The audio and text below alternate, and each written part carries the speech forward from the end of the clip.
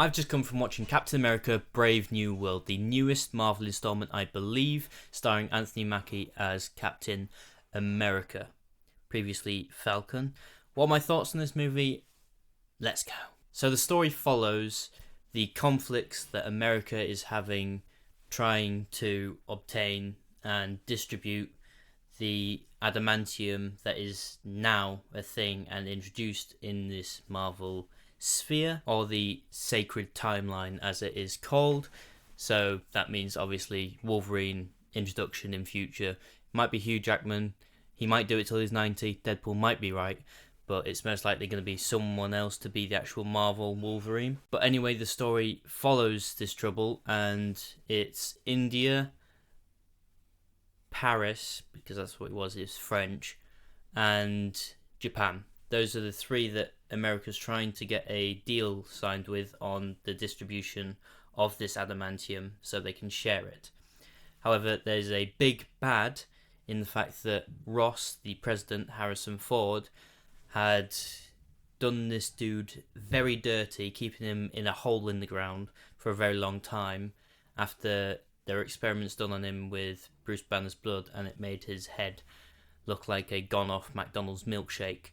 And he got very smart from that, apparently. So if you want to get very smart, just keep drinking McDonald's milkshakes, and eventually you'll be as smart as that dude. So he was promised freedom by Ross upon his induction as president, and obviously when he became president at the start of the film, he doesn't do that, so this dude's a little bit bitter about it. And the story follows Captain America trying to find out what this dude's skedaddling about is what he's doing.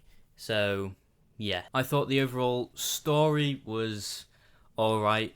Obviously, the majority of it is centered around the adamantium, because that's kind of the main point they're trying to emphasize for that later, most likely, Wolverine Marvel film. And so yeah, that's the centerpiece. I thought overall the ending stakes for this film weren't actually that high. I never actually felt like there was a threat of war. I kind of just felt like it was very internalized to this one spot. Like, first of all, the president was on the boat at the end. Just wouldn't happen. He'd be exactly like that Japanese dude in an office somewhere telling the soldiers to do what they want to do. But screw it, Harrison Ford. He was a war general, to be fair, which I think's their point, but he's the president now. He wouldn't be on that bloody boat. And I thought the ending for the film was suitable for the film. I thought it made sense, and it was kind of sweet how the daughter came back so they could have a chat at the end. I found the characters of Isaiah and Falcon, the trainee Falcon, I can't remember what his name is, but I found them to be very like throwaway characters. Just they were there, they did something, maybe made some people emotional when watching it. I couldn't give two shits whilst watching it. I just didn't really care about them. I cared more about Isaiah and his suit that he wore to his wedding than I probably did the entire plot. I was more invested in that sentimentalness between those than I did the entire story, to be fair. There was more stakes in that than there was anything else. I thought the majority of the performances throughout the film were a little bit flat. I can't lie. I thought there wasn't much going on in terms of range or anything of the sort. I understand it's a superhero film, but just look at Robert Downey Jr. and that crushes anything you could say about that. So yeah, and I'm not saying they were bad performances, I'm just saying they were flat. Like, I couldn't really empathize or bring myself within the characters whilst watching it.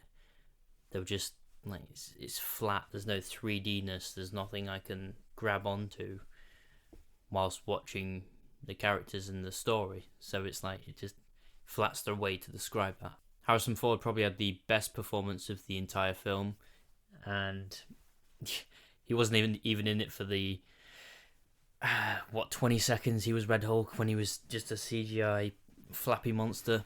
So yeah, I think that says quite a bit about what the film was and is. I thought the writing and some of the dialogue was pretty bad. It was, yeah, it was not good. Some of the dialogue, when I heard it, I was like, alright, that's cheesy as shit. And I don't really know what it is about this. It might just be the fact of a bias against modern Marvel films, but any of the like cheesy lines when like he's walking past that girl and he says the thing. I can't even remember what he says. I just remember it being a cheesy line. I don't remember the line one bit. I simply remember that there were cheesy lines and like superhero, I'm gonna do it myself lines. I can't remember what they were. I just can't. It's not like in Captain America 1, the first Avenger, or anything like that, where you can remember some of the lines, even if they are cringy and stuff like that. You can still remember those things. I can't because I'm a terrible fan of these movies. I'm a very casual watcher of these things. But I've good opinions about performances and acting and overall like CG work and shit. I didn't think the decision to have Captain America be able to calm down Red Hulk in that final few scenes was that bad, really. It made sense-ish. We've seen what Natasha could do to Mark Ruffalo's Hulk and calm him down, but it's a little bit different in this case because he doesn't care about Captain America one bit. He would very much like to kill him. And I can't say that the fight scenes were bad. They weren't. I quite enjoyed the fight scenes. They were definitely one of the better things of this film.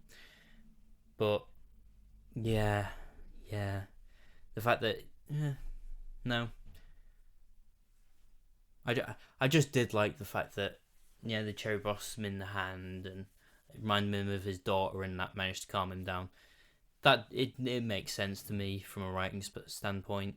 Maybe not from like a decision comic book Marvel standpoint, but hey ho. Now that I think I've waffled for long enough, I'm going to give this a score of 4.5.